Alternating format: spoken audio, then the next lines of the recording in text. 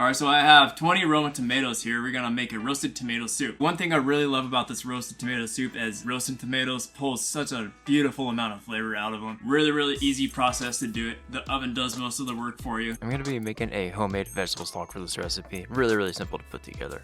2 yellow sweet onions roughly chopped, 1 head of celery roughly chopped, and 4 whole carrots roughly chopped. Place all those ingredients in a tall stock pot. Fill that stock pot up about 3/4 of the way full with water. 5 cloves of garlic are going to go in, a pinch of clove, and a handful of peppercorns.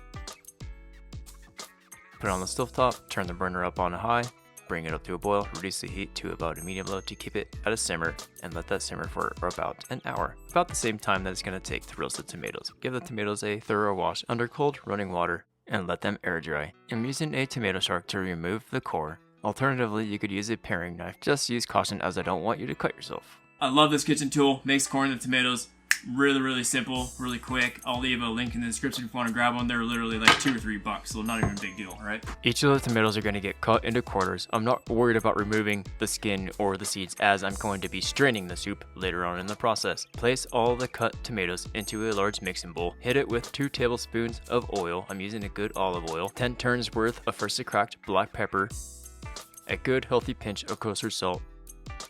Lastly goes in 1 teaspoon granulated sugar, which is going to help cut the acidity from the tomatoes. Gently toss the tomatoes in the mixing bowl to evenly coat. Next we're going to get 1 whole head of garlic ready to roast. Cut the top off the head of garlic.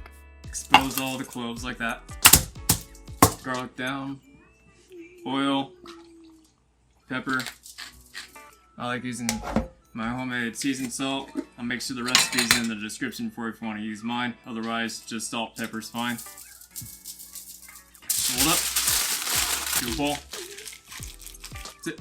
I hate fumbling around with parchment paper. Crinkle it up into a ball. Lay it down flat. The only purpose of the parchment paper is to make cleanup easy.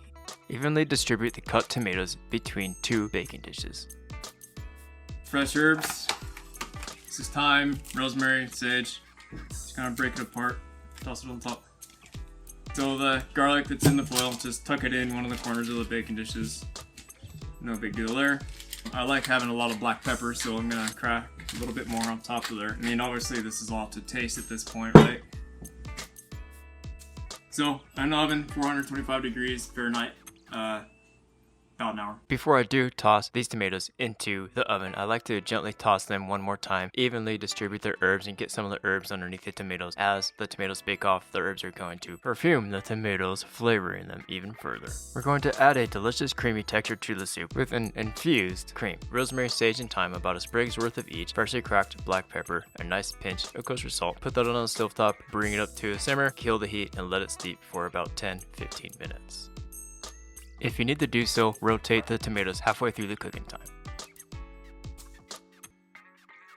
After roasting the tomatoes, this is what they look like, caramelized and slightly shriveled. Now put all the tomatoes into a large mixing bowl. This is best done while the tomatoes are still hot, so just be very careful. Carefully fish out any herb stems and strain out that cream that has been infused with the herbs.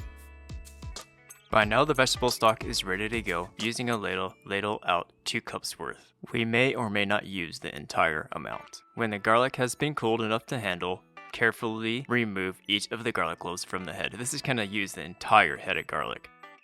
I'm choosing to use an immersion blender to blend this up, but if you have a higher powered blender or even a food processor, that will actually work too. Just use whatever you have to puree the soup. I'm adding little amounts of the vegetable stock at a time while blending in order to get the good consistency that I'm looking for. How thin or thick you want your soup is entirely up to you.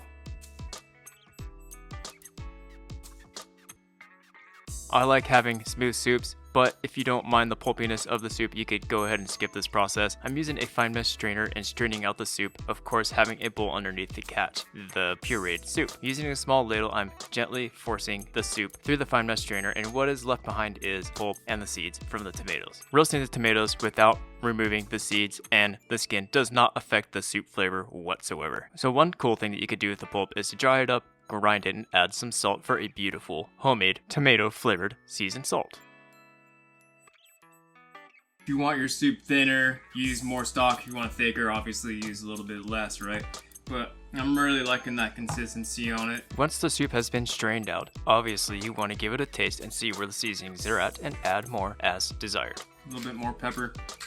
You can definitely taste how deep and rich and developed that flavor on the tomatoes are. Roasting those tomatoes off and making a soup is the ticket. Once the soup has had time to cool, about 20 minutes at room temperature, I like placing the soup in 3 individual mason jars. This is perfect for a grab and go lunch. The soup will stay good in your refrigerator for about 4 to 5 days. I absolutely love the soup. I love the color, I love the flavor, and I love the creamy texture to it. This one was definitely a hit winner when I was in the restaurant industry, and now I make it for meal prep from time to time. You're gonna love it.